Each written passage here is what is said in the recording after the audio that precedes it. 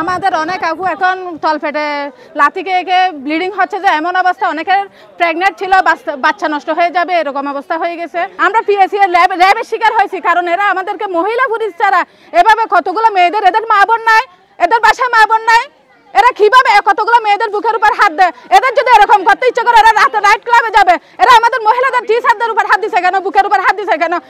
10-15 minute পর police আসছে।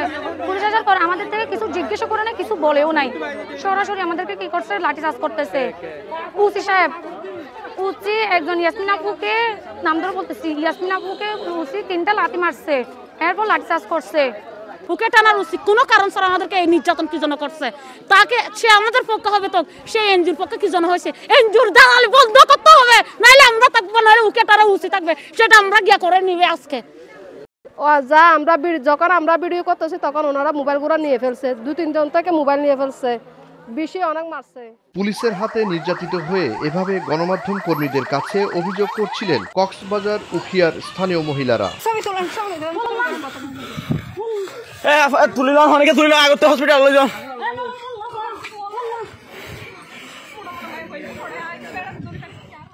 জানা যায় 20 আগস্ট বুধবার সকালে শহীদ মিনার এবং রোহিঙ্গা ক্যাম্প সংলগ্ন সড়কে অবস্থান বিক্ষোভ কর্মসূচি করতে যান স্থানীয় চাকরিচ্যুত শিক্ষকরা। ভুক্তভোগীদের ভাষ্য, শান্তিপূর্ণ কর্মসূচির শুরুতেই বাধা দেয় পুলিশ। এতে আন্দোলনকারী শিক্ষকরা সংক্ষুব্ধ হয়ে উঠলে বেধড়ক লাঠিচার্জ করে পুলিশ। নারীদের গায়ে পুরুষ পুলিশের হাত তোলার অভিযোগ করেন ভুক্তভোগীরা। এ ঘটনায় আহত হন অন্তত 10 জন। গুরুতর আহত 3 জনকে নেওয়া হয় কক্সবাজার সদর হাসপাতালে।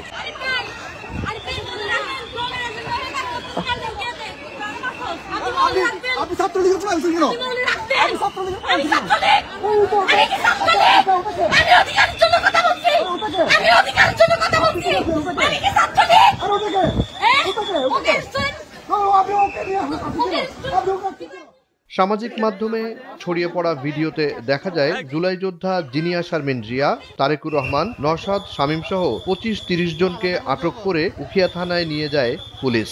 আন্দোলনকারীদের থানায় নিলে আরো উত্তপ্ত হয়ে যায় উখিয়ার পরিস্থিতি। উখিয়া থানা অবরোধ করে বিক্ষোভ দেখাতে থাকে স্থানীয় জনতা। এই শান্তিপূর্ণ অবস্থান থেকে কেন আমাদের বাইরেকে তুলে নিয়ে আসা হলো? কেন আমার বোনদেরকে লাথি মেরে পেটে না বাসা নষ্ট করে 4টা যে ওসি মেরেছে? এটা আমাদের নেতা কথা যেগুলো ঢুকছে স্থায়ী ওদের থেকে আগে নেন, এরা এতক্ষণ কোথায় ছিল সেটা আগে ওদের থেকে জবাব দেন। এটা আপনারা প্রশ্ন করেন, এটা আপনাদের। এখন বাজে বিকাল 2:30, এই এতক্ষণ পর্যন্ত ওনারা কোথায় ছিলেন? ওনারা কি এখন আমাদের জনগণের সামনে শো অফ করতে আসছেন যে আমরাও ছিলাম ওদের সাথে? নারীদের গায়ে হাত তোলা, নির্যাতন এবং জুলাই যোদ্ধাদের আটককে অনাকাঙ্ক্ষিত এবং ন্যাক্কারজনক বলেন এনসিপির কেন্দ্রীয় নেতা SM সুজাউদ্দিন। আমরা 5 আগস্ট পরবর্তী সময়ে এখনো আমরা আমাদের জুলাই যোদ্ধাদের হাতে যখন হ্যান্ডকাপ দেখব, এখনো যখন আমরা দেখব যে তাদেরকে নির্মমভাবে লাঠিচার্জ করা হয়, এটা আসলেই আমাদেরকে ভাবতে হবে যে এগুলা কারা কিভাবে করছে। শহীদ আবরার ফাহাদ, শহীদ ওয়াসিম, শহীদ তানবীর মরে গেছে, কিন্তু জুলাইয়ের রাজনীতি মরে নাই, জুলাই স্পিরিট মরে নাই, জুলাই আমাদের মধ্য থেকে যায় নাই। আমরা আজকের এই ঘটনার তীব্র নিন্দা জানাই এবং আমরা আজকে কক্সবাজারে যেভাবে কক্সবাজার উখিয়াতে যে অতি উৎসাহিতা দেখেছি, আমরা সেটার সুষ্ঠু তদন্ত চাই।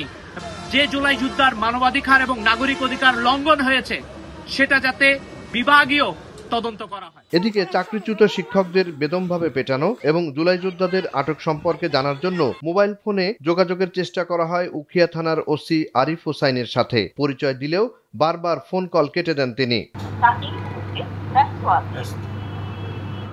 ভুক্তভোগী স্থানীয় বাসিন্দা এবং গণমাধ্যম কর্মীদের সূত্রে জানা যায়, রোহিঙ্গা শরণার্থী ক্যাম্পে ইউনিসেফের অর্থায়নে পরিচালিত শিক্ষা প্রকল্পে কর্মরত ছিলেন স্থানীয় শিক্ষকরা।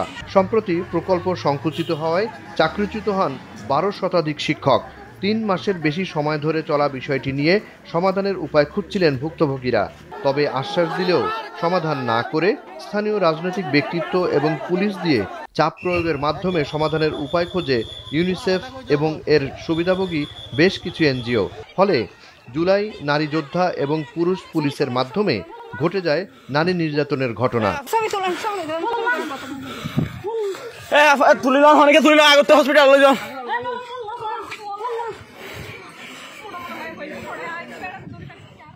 জুনায়েদ আলী সাকি, বৈশাখী সংবাদ।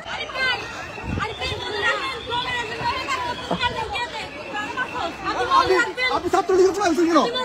আপনি ছাত্রলীগের প্রধান ছিলেন। আমি অধিকারের জন্য কথা বলছি। আমি অধিকারের জন্য কথা বলছি। আমি কি ছাত্রলীগ? আর ওটাকে ওকে আপনি ওকে নিয়ে আপনি ওকে কি করো? ছবি তোলেন, ছবি তোলেন। তুলিলাম অনেকে তুলিলাম আগতে হসপিটাল